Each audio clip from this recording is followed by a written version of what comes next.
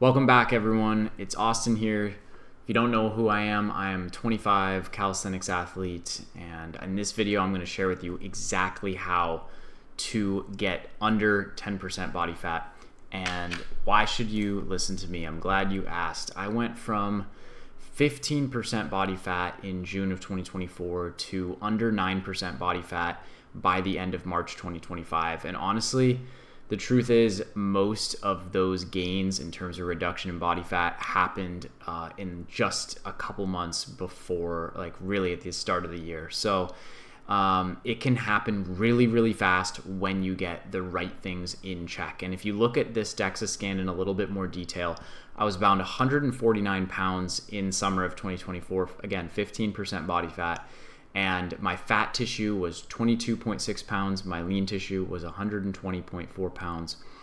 And over the course of those 9 months, and again, I wouldn't say I was locked in for all those 9 months. It really started to happen really quickly at the beginning of 2025, which I'll talk about in a second. So I shaved over 10 pounds of fat tissue, according to this scan, from 22.6, like I said, to 12.4 pounds of fat tissue. And if you look at the lean tissue there, it stayed exactly the same. So I managed to lose over 10 pounds of fat with zero lean tissue loss. And in this video, I'm going to tell you exactly how I did it. First, I'm going to show you what my physique looks like basically today. So as you can see, it's quite lean. I would say the center picture is probably the most lean that I have been, hovering for sure around the 8 to 9% body fat range. Much lower than that. If you hear anyone tell you that they are sub 8% body fat, that is extremely shredded to the point where they're probably ready to get up on stage and get that spray tan going to compete in a bodybuilding show.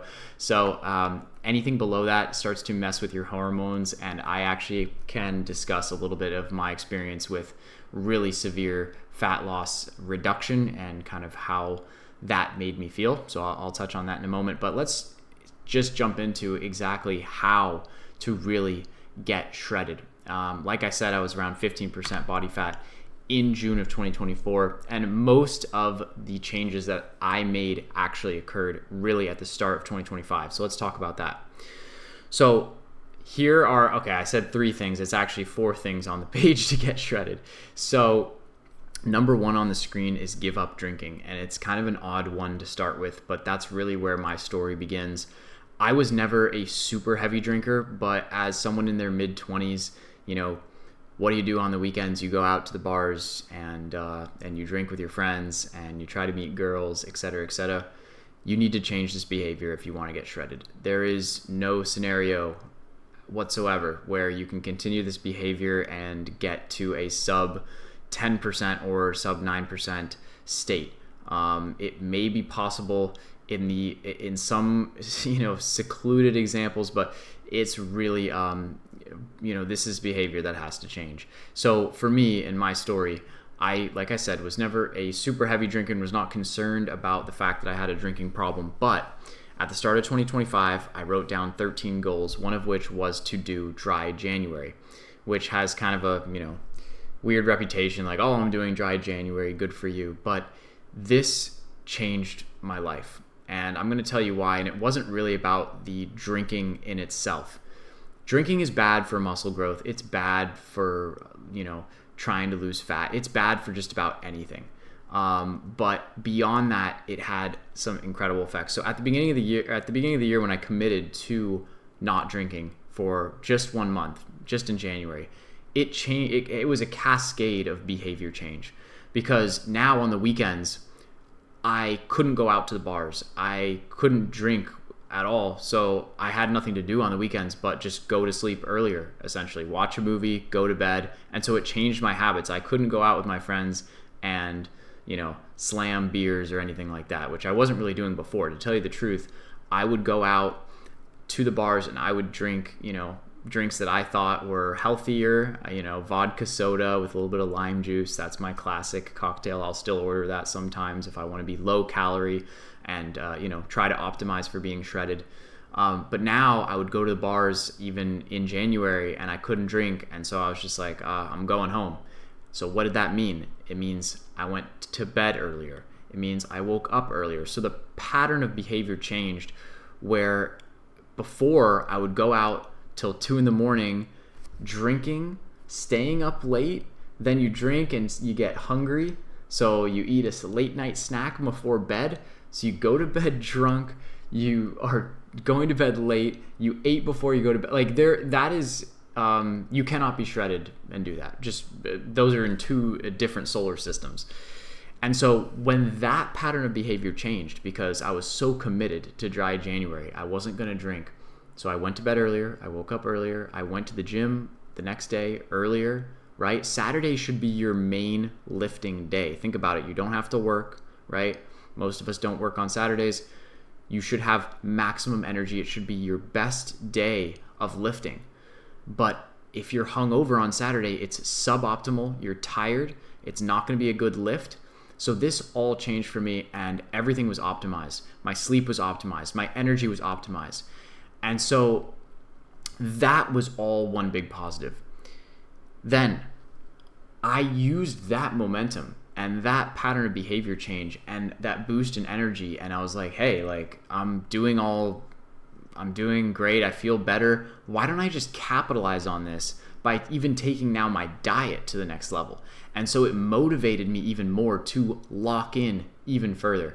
Now, I'm not recommending this diet to people, but I will tell you as a fact of the matter, I cut out things like burritos.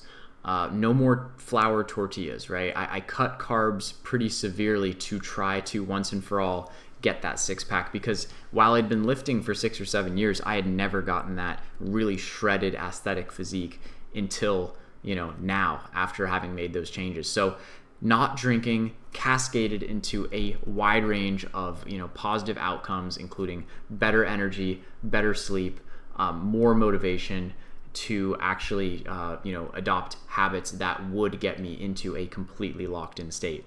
Now, the second point here is have no friends. Now, I don't mean literally have no friends, but I do mean that a lot of the time you spend with your friends, I'm guessing, is bundled up in activities that are really cutting against your progress and are really having a detrimental effect on your gains and on your shreds. So the guys want to go out and have beers. I don't drink beer. That's out of the question. There's too many carbs in it, and it's alcohol not good for shreds. So anything beer related, right, is a no-go. Oh, let's go grab a slice of pizza. Like, absolutely not, right? We're avoiding that. So unless you're going out with your friends to play some pickleball, or your friends are on board with that, with being really, really dialed in, you cannot have friends. If you're by yourself, it's much easier to just be boring, go to bed early, and that's really what it takes, guys. I'm not saying that this is fun. I'm not saying this is for you. I'm not saying that everyone has to do this. This is a very specific niche of people that have what it takes and have to earn this level of shreddedness. And I'm not even saying it's healthy or that it's something that you should do, but I'm saying that this will get the job done. This will get you shredded. And even if you're not in that striking distance of shredded, if you want to lose weight fast and you adopt these 4 things here, you are going to see significant weight loss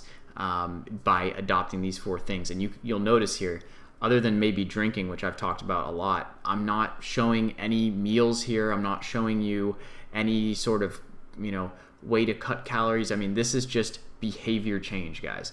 So the third point is sacrifice. Okay, you're probably thinking, duh, like this is sacrifice, but you're gonna have to sacrifice things that you may not have considered before. Like I mentioned, for me, I cut out flour tortillas. Burritos were never something I considered to be unhealthy. That's kind of like culturally accepted, like, oh, you go to the gym, let's get burritos after, whatever.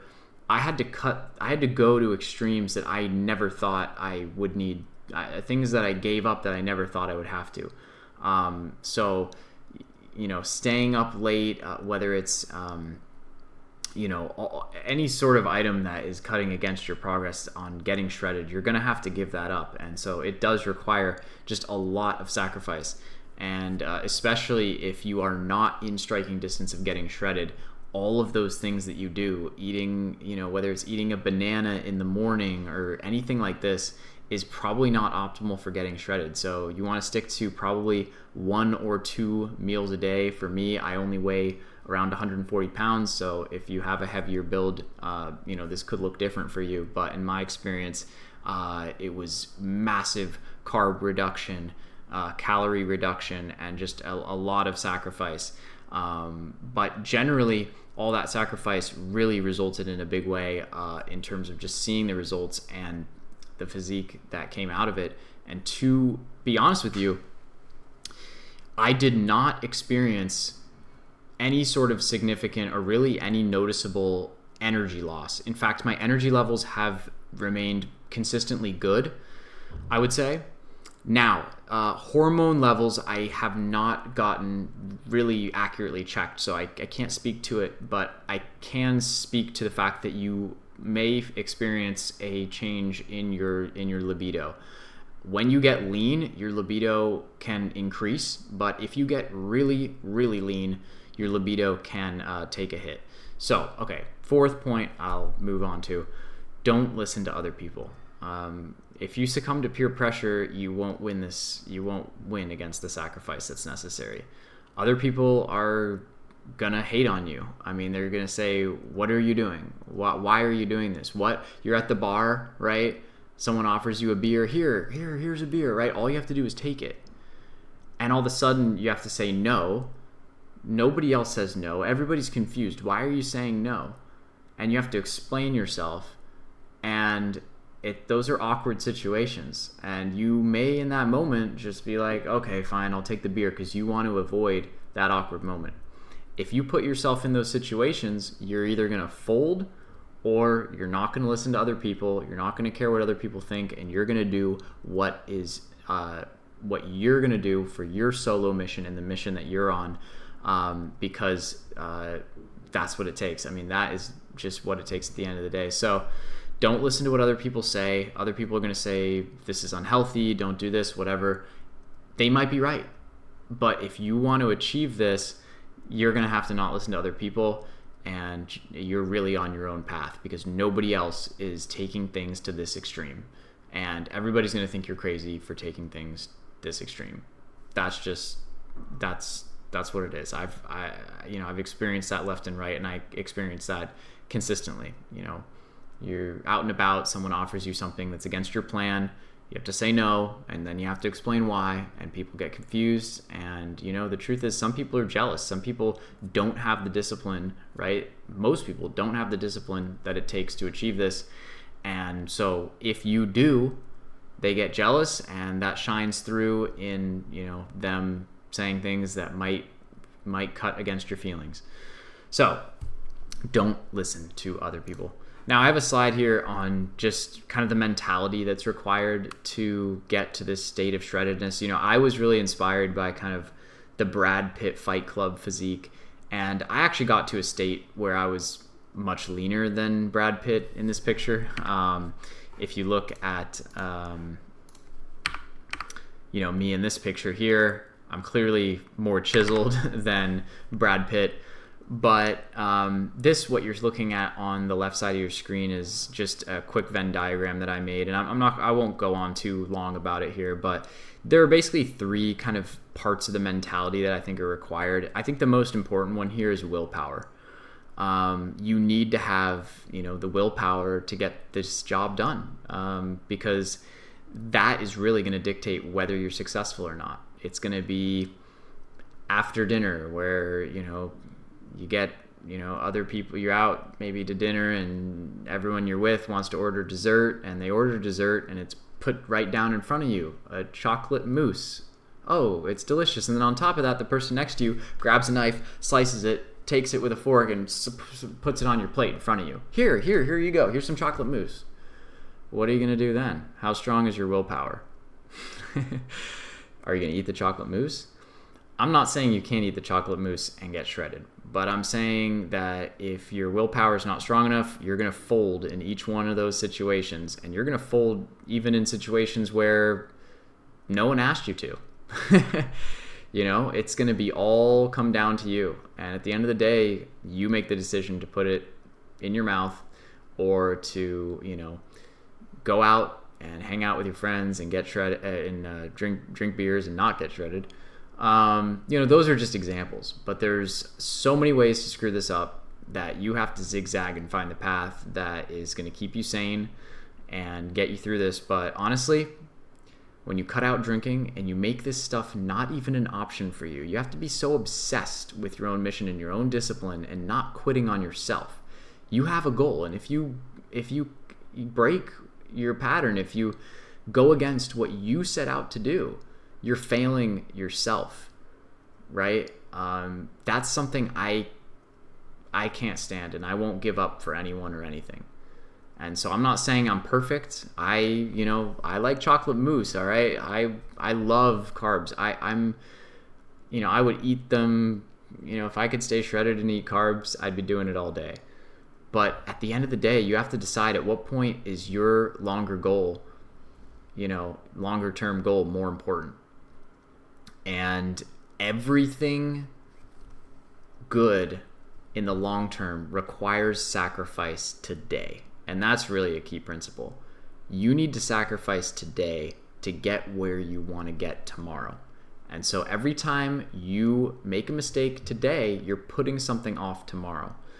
So if you want to get that lean, under 10% body fat, shredded physique, you need to start taking the actions today to get you there. And yes, it does matter if you go snack on some Oreos right now. Yes, it does matter if you have that little bite of chocolate at the end of the night. It all adds up. And so again, I'm not telling you not to do that thing in isolation, but I'm telling you that your pattern of behavior matters. And in my experience, if you make a change in your diet or your habits, that's the hardest part. Once you've made the change the first time, continuing that behavior is the easy part. And so that's why it's so hard to break a habit and so easy to continue a habit, and why it's called a habit, right? But make a habit out of the right decisions, and over time you will get leaner, you will get to a shredded state. It just requires sacrifice, little sacrifices, little changes over time. I still remember, one of my kryptonites for years was those big bags of Boom Chicka Pop, which honestly are pretty low calorie. Like, by all means, I'm not saying that they're even unhealthy, but I'm saying if you want to get shredded, you can't be eating a whole bag of those per night. I was doing that at some point, right? I was skinny fat at some point with these bad habits. And so I still remember the day that I went to the grocery store, just routine. I always get it, right? I buy these bags. And I made the decision not to do it. And you know what happened? I never bought it again. Because once you break a habit, you're essentially making a new behavior, a new habit. And so all you have to do is continue it. And so I've never bought it since, because now in essence, it's a habit to not buy it. So that's what you need to do, is a series of behavior changes that result in basically a year ago to today, your life looks completely different because you've changed behaviors across the board and continued those behaviors. And so that's what I'll say. I mean, I could go on forever. Another example is those darn Quest bars, or these protein bars that preach that they're low in net carb. I'll tell you right now, whatever their tricks they're pulling, whatever ingredients they have in those Quest bars or these protein bars to make them sound healthy, sound like they're low carb and high protein, I've realized that's just a trick. Okay, there's so many chemicals in there. I've experienced it at this lean stage. I can notice the difference. If I eat a Quest bar, at night after dinner as basically a dessert, and wake up the next, I feel it. I feel like that is not optimal, and so I've decided to cut it out. And so that's been another kryptonite for me, is like these tasty protein bars that are obviously highly processed, and at the end of the day, not healthy. So anyway, I'm going on and on now, starting to rant, and I always do that. But anyway, quickly, the other things here, intensity, right? You need to have intensity with everything you do. You need to keep training with intensity. You need to have intensity in your diet. Really being in the gym and gaining muscle is all about intensity. This stuff about like, oh, go high reps or low reps, when you show up to the gym, just train with intensity. That's it. It's hard to get stuff seriously wrong unless you're really, really a beginner. But if you've watched it this far in the video, I'm guessing that you're not a complete novice in the gym. And if you're not, then you know what I'm talking about. Do things with intensity, not just in the gym though, right? With your diet, with your commitment. Do it with intensity. Confidence. Confidence is also helpful because this is going to help you, not give in to peer pressure, not give in to what other people think. If you're confident about your mission, confident in what you're doing, you're going to find it much easier to be successful. All right, so I'll end it there, but this is essentially what I did, the mentality that I adopted, and the changes in behavior that I had to get from, kind of a mediocre physique. I can kind of show you in 2024, here are some pictures that you can see on the left. I was, getting shredded. I had some definition here. This was actually not bad. 2023, you can see the physique here. I had more body fat there in 2023. So I had muscle and I've been working out for a long time, but it wasn't until really 2025 that I made the behavior changes that really, really dialed in and got me to, sub 9%. And probably at some point I was around mid 8% body fat, which again, going any lower, I think you start to mess with some chemistry that may not be optimal. And even at this shredded state, it may not be healthy to maintain for long periods of time. All right, I'll end it there. I hope you guys found this helpful. If you did, please hit the like button, subscribe to my channel. I'm going to be making more videos like this, but I also do calisthenics related content. So I'll be making more calisthenics related videos as well, but I'm also focused on having that shredded aesthetic physique and helping you guys achieve that as well. If you have any questions, put them in the comments. I'll respond to everything. And other than that, guys, I will see you in the next one.